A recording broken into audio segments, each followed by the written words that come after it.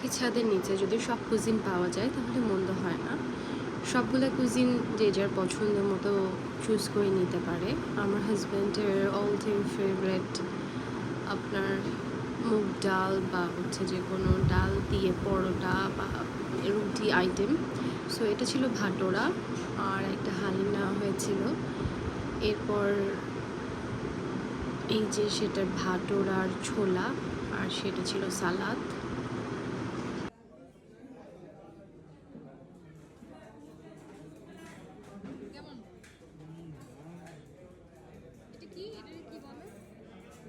ছোলা ভাটোরা।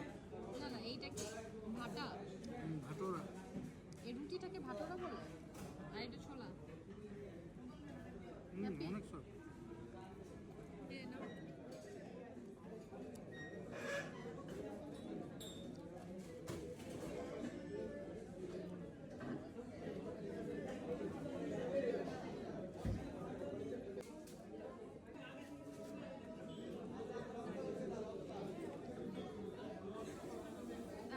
আমি ভিডিও করছি।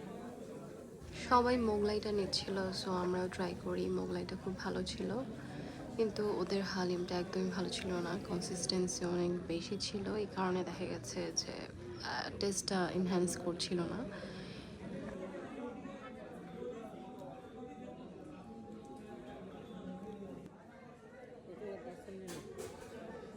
কেন খায় ফেলো? এরপর আমার সবচেয়ে ফেভারিট মিষ্টি আইটেম, আর সাথে চা। চাটা ভালো ছিল, কিন্তু আমি ভুল